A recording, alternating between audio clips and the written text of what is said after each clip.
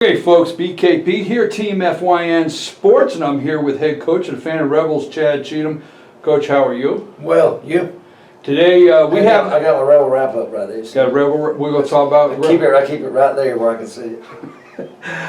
Coach, let's talk about it. Today is really the first. We happen to be here on your first full practice, running through everything. I know you guys have done a lot of weight room, camps, trainings, but today marked the first day, Monday morning of practice.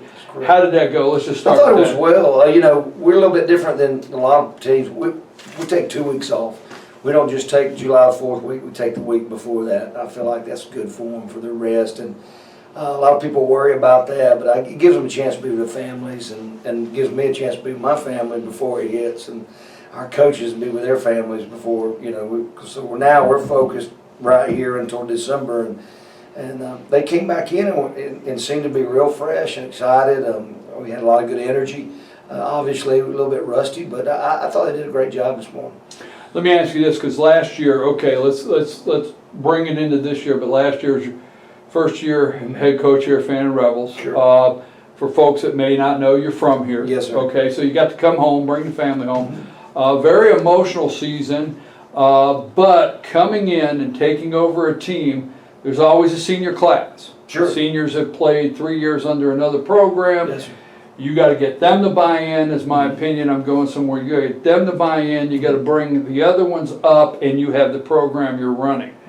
They did a great job. I thought so too. Yes. I think they did a great job, and everybody, I don't want to say got excited again, but renewed the excitement for the program. Yes, sir. Looked like, I think it's around 11 seniors you graduated last year. That's correct. With 11 seniors graduated and these young guys and the new seniors that were in the program last year, what are you seeing? What are you seeing that developed last year that you now can take off and not spend as much time getting them to buy in? Talk about that. I think that the good part of it is, even though we did have those 11 guys, we played a lot of sophomores and juniors. Absolutely. As you saw.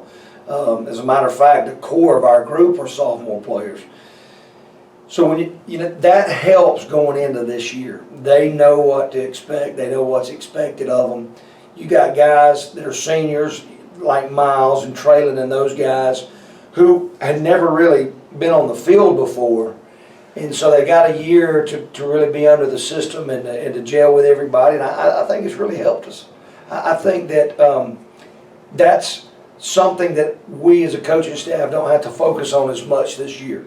They know that the body language and the excitement and the energy and the effort is required. We don't want to coach those things. We want to coach technique and football. They've got to bring the energy, excitement, and effort, and then they got to bring these young kids along with them, and you got to do it in a positive way. You got to lead by example. Energy and excitement, and the last thing I'm going to do, because I've been following this program for a long time, is say anything in a negative way of the program being down. But the reality is, when the energy comes back, it did last year. I just want to say I've been on the sideline. When the energy comes back, the excitement comes back, the fans are in the stand. It helps with recruiting in the hallway, correct? Right. How is your recruiting this year? How solid is the sideline that's a little different from last year? I thought we picked up several good kids that left the program, even in the spring when I first got here, are starting to come back in and realize that there is a difference, there is a change, there's something positive.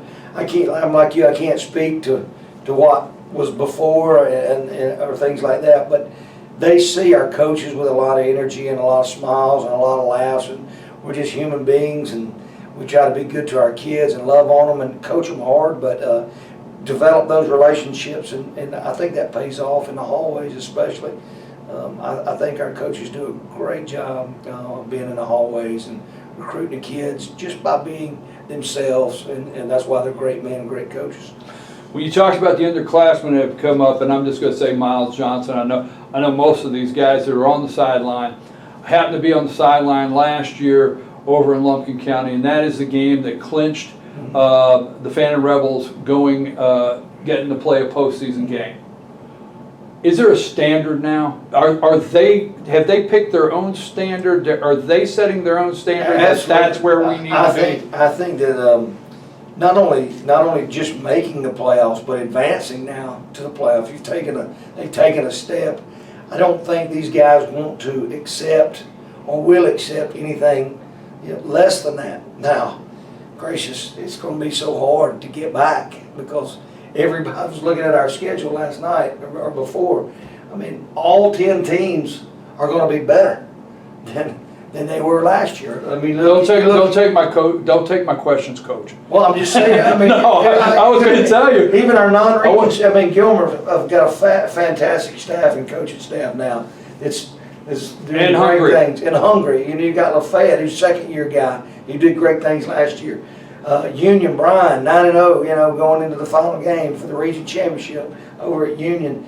Cherokee Bluff, second year, great football coach, great players. Chesapeake's always going to be good with that quarterback, that coach. Don't take my job away. Those are my questions I wrote. I guess what I'm saying, you know me. I looked at that and I was thinking the same. I'm going to look at it. And I was thinking the same thing. He's tall. He's got a Lynn Lumpkin, all new, and they're going to be excited and hungry to win. And that scares the devil out of me because I know all those coaches are fabulous coaches and they're developing great programs.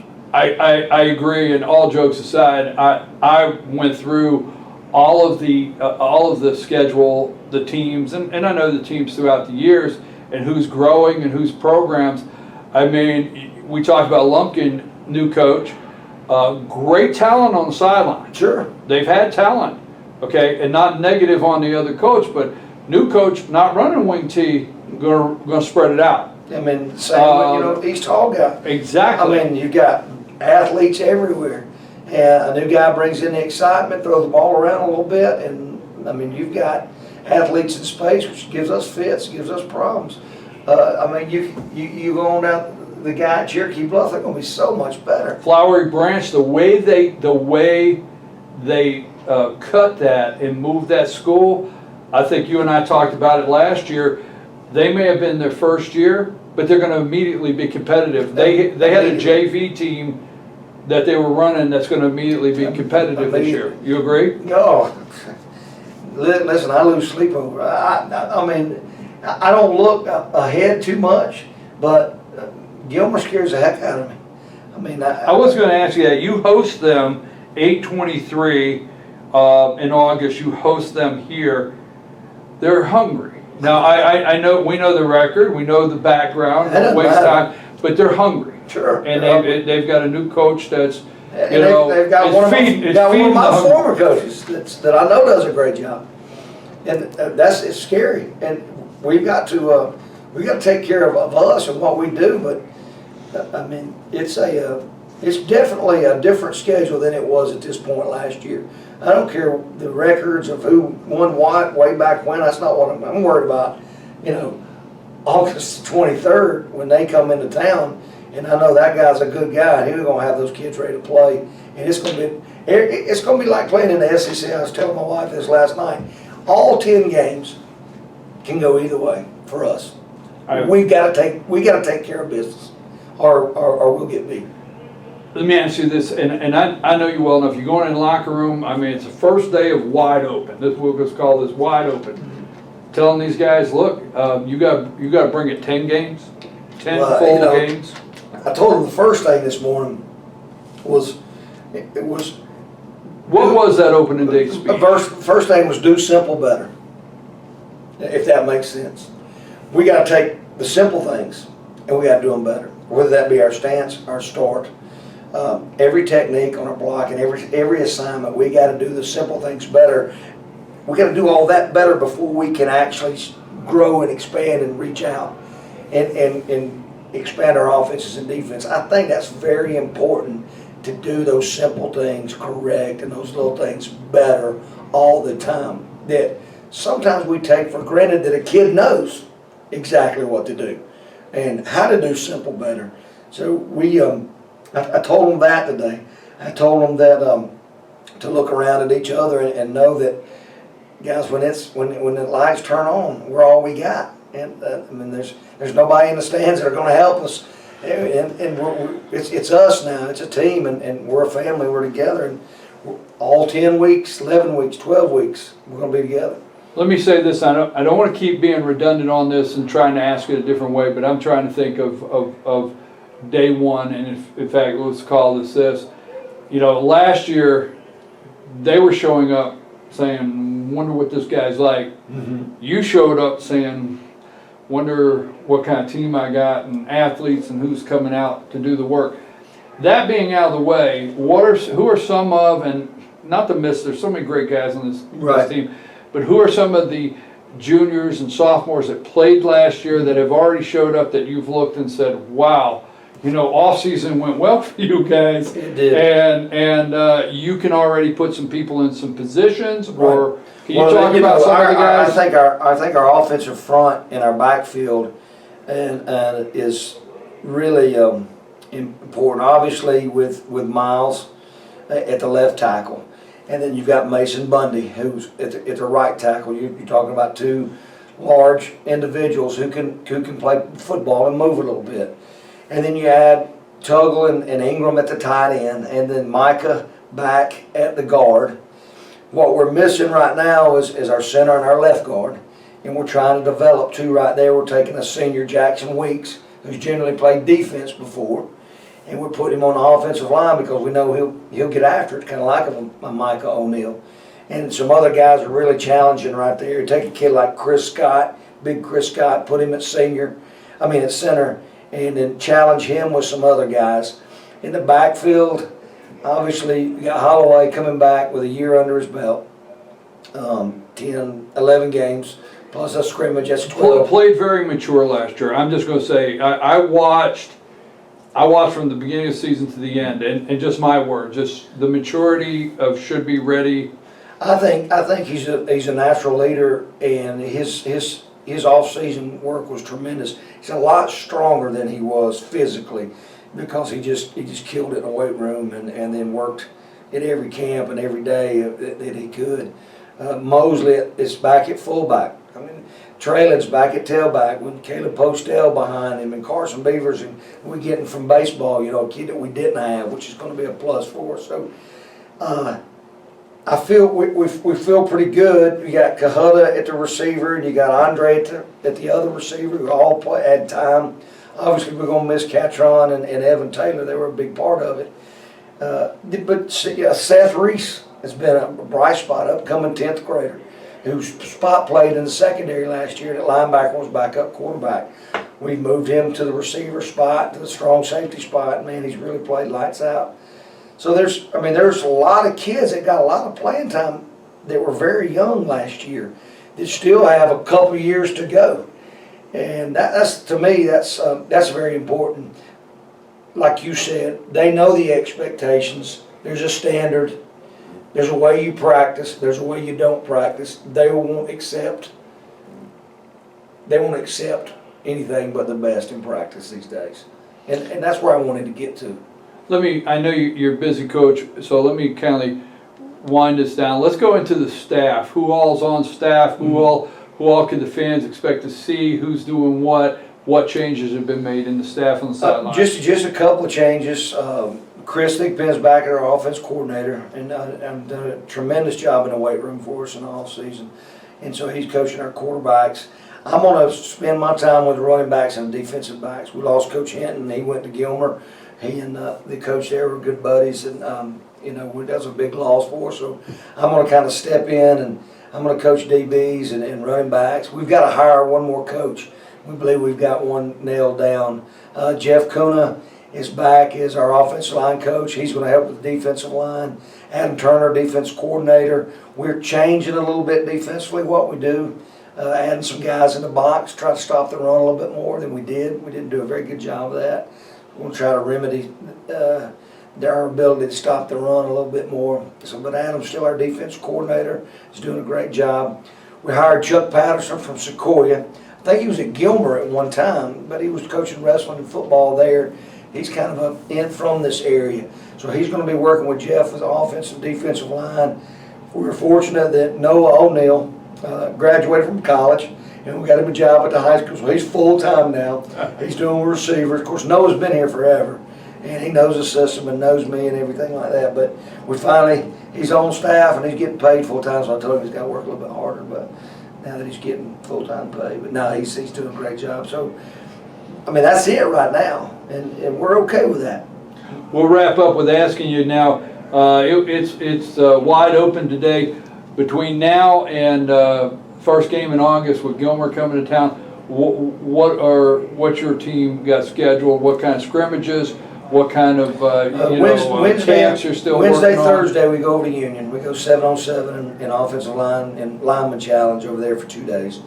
And I'm not exactly sure who it all's going to be there. We've been to some 7-on-7s in June with some other guys. The following week, we go to Creekview for Paddy Camp with Creekview, and there's going to be Cherokee, some guys from Fulton County, and things. That'll be big for us, just to put the shoulder pads on and get some contact and get kids into some live action. Obviously, we're playing 2 scrimmages because we didn't do spring practice. We had so many kids spread out. I mean, our baseball team did a phenomenal job, and that's helped us tremendously too. Those kids, the excitement of the entire program.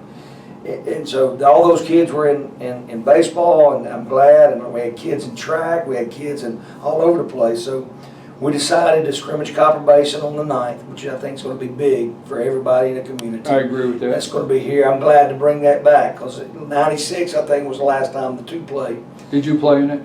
I played it. It was 1990. You don't have to give the year. It was 1989. It's 1980 something, Yeah, but you played Copper Basin. I did. So you're excited to bring that back? I am, and of course they have a great coach. They do. Chad Rebels does a fantastic job. He's a great person. And then Hayesville comes to us, and then Gilmer. The good thing is we got 3 good home games straight. You know, you got Copper Basin coming in. That's going to be a big, exciting, big crowd. Then you got Hayesville, who always travel well. And they have a new coach. And they have a new coach. Mm-hmm. Then you've got Gilmer, who has a new coach. And you know that crowd's going to be gigantic. We got to go to Lafayette, and then Union comes in.